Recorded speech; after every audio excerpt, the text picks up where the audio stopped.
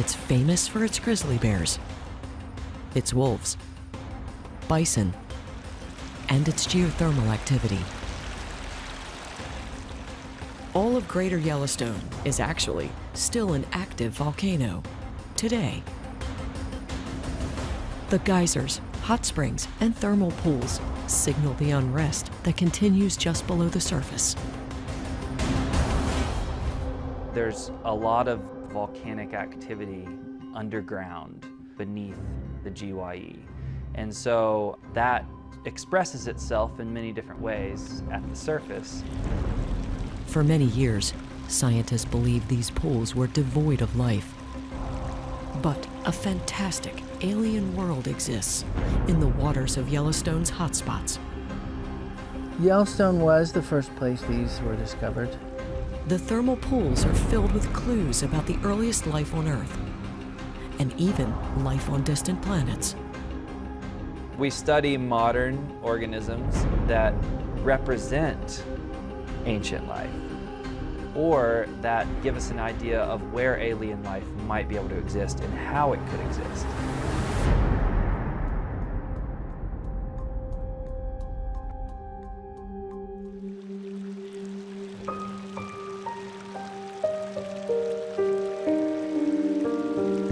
In 1966, scientists discovered organisms in Yellowstone's boiling hot springs and called them thermophiles. A very famous microbiologist started sampling, started doing standard microbiological tests, but at higher temperatures, and really discovered that organisms were living in these hot springs. These thermophiles are thriving in an environment that would be fatal to most other forms of life. Thermal pools in and around Yellowstone are a living laboratory where scientists are even able to research potential life on distant planets. Understanding sort of the distribution of microbial life in extreme environments on our planet gives us an idea of potentially where else they could exist on other planetary bodies. Montana State University's Thermal Biology Institute studies bacteria, archaea, and viruses that hide in the springs and pools. One of the pools they're investigating is Leduc Hot Springs. The fieldwork here, there's a lot of unique safety issues. Stepping into a hot springs would be very dangerous. You can burn yourself very badly. It's so dangerous that we can't show how they actually collect their samples. It's definitely a case of don't try this at home. We are not going into these hot springs with big shovels and digging up truckfuls of material. We're taking the smallest possible samples that we can to get the analysis that we want to get. Brent is like a bioprospector as he investigates hot spring biology. In the pools, there's a very large number of different organisms, so multiple species of bacteria and archaea, and then each of those has probably 5 or 10 viruses that infect those. They can provide clues as to how organisms lived long ago and what types of metabolisms they had. The rainbow-like colors seen in many areas come from heat-loving bacteria. So the photosynthetic organisms give you the greens and the bright oranges. Some yellow come from sulfur precipitation caused by the microbes. Some of the orange is minerals. You can get different colored minerals as well. So it's basically microbes and minerals interacting in the hot springs that give you the colors. Brilliant blue in the center comes from clear water reflecting back blue light, just like the sky. The wild, chromatic beauty attracts tourists, but it also draws scientists that believe these extreme thermal conditions might replicate those found on other planets. Dr. Luke McKay is a microbial ecologist and an astrobiologist. I'm looking for organisms with what I call early evolved metabolisms, metabolisms that originated long, long ago, shortly after the origin of life. Brent and Luke know that the invisible microbes that they hunt are elusive and diverse. When we show up at a thermal environment, typically the first thing we do is measure the temperature and the pH of the system.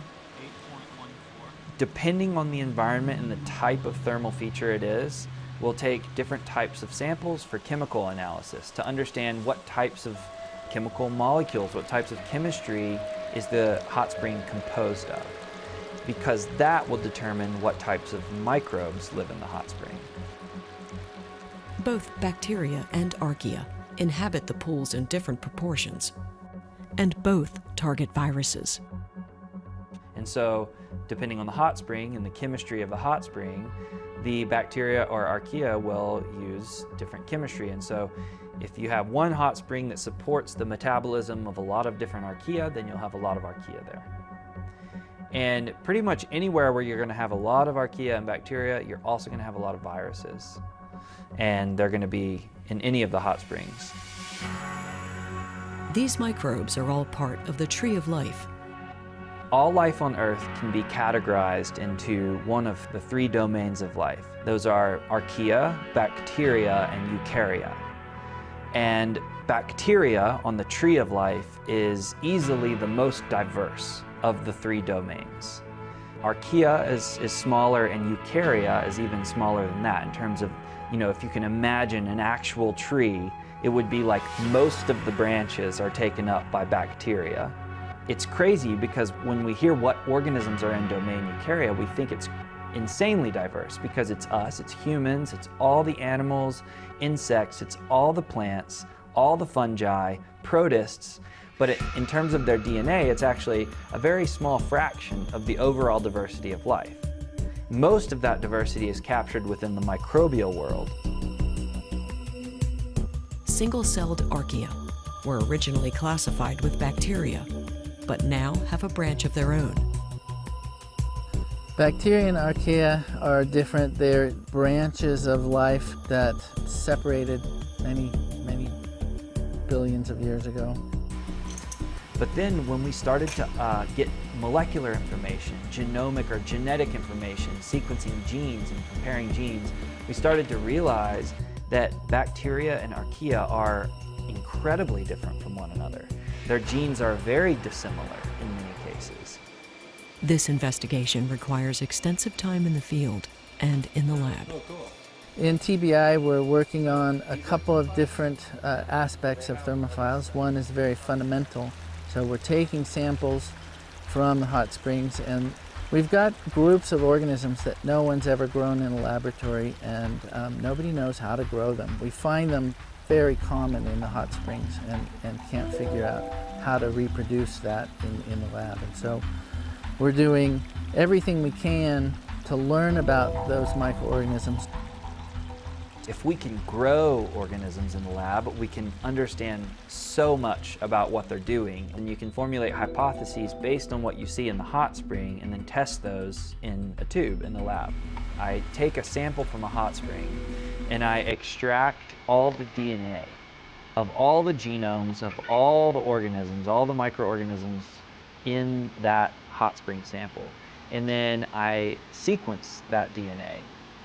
And then the next step is the computer analysis of trying to understand how to take all of that genomic information and isolate different individual microbes. And then there are the strange viruses found in the streaming geysers and pools. You have thermophilic bacteria, you also have thermophilic archaea that both live in these hot springs, and then you have the viruses that infect both the archaea and the bacteria that live in the hot springs. Like bacteria, the word virus often conjures up images of sickness and death. But none of the heat-loving viruses in Yellowstone affect our health because our bodies are too cold. So the viruses in the springs are dependent on those specific bacteria or archaea. So they don't infect humans. all have evolved from the earliest forms of life on embryonic Earth. And together, they suggest that life may have arisen in superhot environments. How did life originate here on Earth? And what was the evolutionary history of life? How did life colonize certain environments that are very extreme or distinct from other environments? Some archaea, bacteria, and viruses in extreme environments still live in the same way as our earliest microbial ancestors and use the same sources of energy. We oftentimes find organisms, microbes, with early evolved or deep evolutionary roots. In other words, they branch off at a very, very early point on the tree of life. And so these are the types of organisms that are likely, they're not the same as what was existing 4 billion years ago, but they're maybe more similar to that than anything else. And so if we understand their sort of modern day cousins of those ancient organisms, we can understand more about those ancient organisms. A new virus found in Yellowstone's thermal pools by Rebecca Hochstein and Martin Lawrence has a structure so ancient that scientists think it may be connected to the root of the universal tree of life. According to a new study published by the National Academy of Sciences, it affects only archaea, and it's spindle-shaped. It seems to be part of a rare superfamily. Every time we go and sample, we find DNA from organisms that nobody's ever grown, nobody's ever named. And so just the diversity of unknown organisms out there is, to me, the most exciting. This is actually like a very active area of research. And as new genomic information comes in on different organisms, we are able to sequence new genomes, and we're able to get new sequences to compare and to place on the tree of life. New branches start to arise. We start to actually discover new branches of life that we didn't know about before. The possibilities have experts in many fields excited.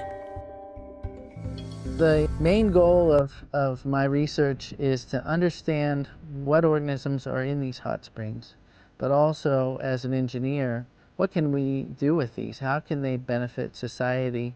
How can we use them to do any sort of biotechnological task that we set at hand? As they investigate the ways that life likely evolved, they're inching closer to finding new places where life might be found. So as we start to gather data about the chemistry of Mars, or the chemistry of Titan, or Enceladus, or Europa, all of these exoplanets in our own solar system that are interesting places where life may have, at least at one point, colonized, then we can understand a lot about those environments by studying environments on Earth that are sort of exotic and interesting. Yellowstone's thermal pools may hold the keys to the origin of life on our planet and beyond. There is so much we don't know, and that we're still learning constantly. Perhaps one day soon, Yellowstone's thermophiles will reveal the answers to one of the most burning questions in science. Are we alone in the universe?